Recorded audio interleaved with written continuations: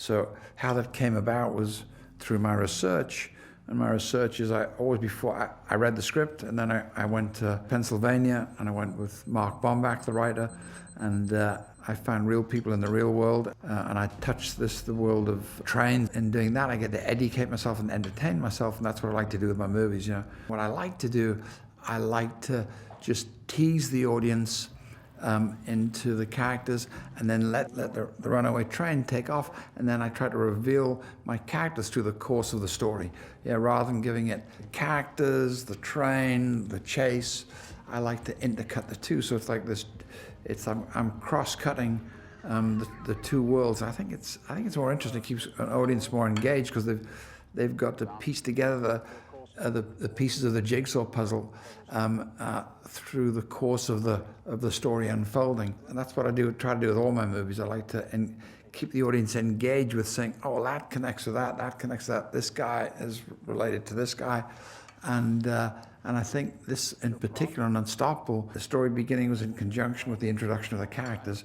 People always say, well, why do you cast this way? Why do you do things the way you do them? It's always about instinct, and people always think you can always articulate it. The best articulation is to say it comes from your gut. It comes from, my process of painting is the same as my process of making films. It's about making choices. It's about selecting the canvas you're working on, selecting the script, although the script is the canvas, and it's balancing all those different elements and those different emotions and different colors. It's about tradecraft, it's about details, it's about workaday details that I always like to incorporate and use in my movies. But at times the tradecraft can become too much and becomes a tail that wags the dog, or it loses the audience because they don't understand the words. But I think in this movie there's a right balance in terms of what I call tradecraft, in terms of details about what these guys do for a living, and it doesn't escape the audience, just enough to give it a validity. And here again we got TJ in his oil rig hat. It's a nice detail, a nice color that keeps you inside that world. And then the same with Dewey's outfit.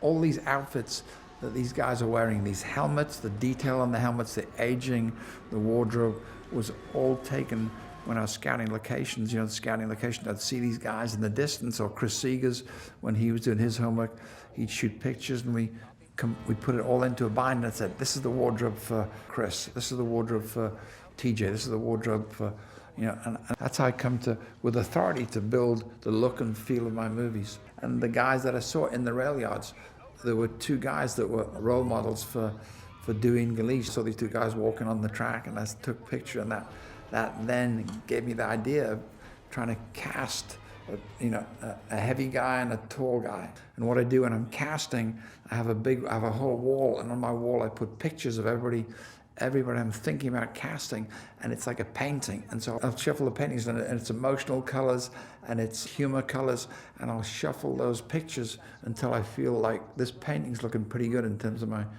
overall cast. People say stylistic, when do you decide what the look of the movie should be? And it's an ongoing process. And I start when I do my homework. I go and I spend time doing my research, and I look at the world and on the characters that I'm touching, and I piece together from other movies what I feel the tone of the movie should be. And then through the course of this process, I started to get a stamp and a feel. And I think this was rich and gritty and reflected the world I was actually touching. It's the colors are contrasty and strong and full and rich. And I'm trying to articulate why I did it. In the end, I can't really tell you why we went that particular way. It just instinct tells me this is the way we should be actually doing it. And Ben Saracen was my DP, and so we just, through the course of our prepping the movie, we decided on the look of the movie. It felt right for the story. It felt right for the part of the world I was shooting in. It felt right for the characters that were inspiring me. It feels like when you watch a movie, it feels like this must have just happened. For instance, here, Werner, with that tie and that shirt and that terrible suit he's wearing, it all feels like, well, nothing ever happens. It's a creative process, Everything is reviewed and considered, And Penny Rose is my my wardrobe designer, and Penny, she did commercials with me back in England. As I say, when I'm prepping my movie, I take pictures of people's wardrobe. I then have a vision about what the wardrobe should be. And Chris Seeger's with me, and then we give that to Penny, and then she said, well, what about this versus that? So everything is an ongoing process, you know. When I would stand on a track, you know, doing my homework and researches I keep obsessing about, and a train goes by you, it was sort of shocking and exciting and dangerous. And so to an audience, how I get to convey that weight, mass, and danger of this 100,000 tons of steel going past you. I get it by production sound with Bill Kaplan. I get it by my sound effects. I get it in terms of where I put my lenses, you know, those wide-angle lenses. Sometimes lenses underneath the train itself on the track, yeah. And so the combination of that and the use of sound effects, I said, what can I use to give this train some identity of its own? So we ended up by listening to different sound effects. And in the end, we stole from animal sound effects. We stole from the elephants and the rhinos to enhance the real sound of the real trains. But then we put real microphones where the lenses were, and the train's going up and by, and it's terrifying and it's shocking and it's exciting. So the combination of audio and visual gives you that weight and mass and that sense of that it's a real train and not a train which is digitally manufactured.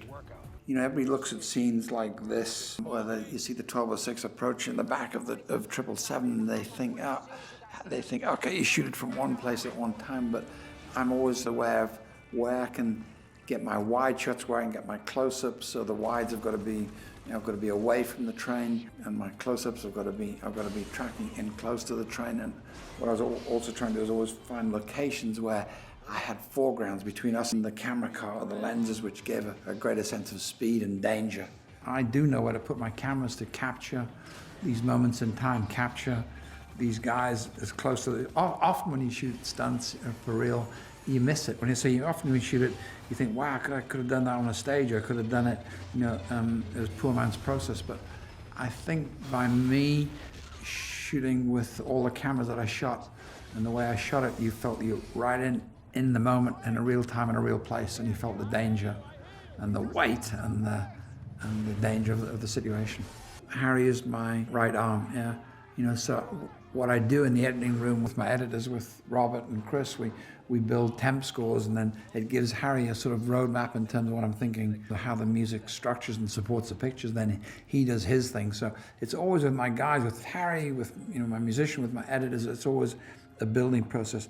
I have a vision, and they support that vision. They're able to support that vision because all these guys have been with me a long time. They understand me, they know me, and they support my vision. It's always in a constructive way. And often, if you don't have the right support team, or people have a different vision to you, it can have negative returns. But I've got the best team in the business, yeah, and they support me creatively and emotionally in every possible way, yeah.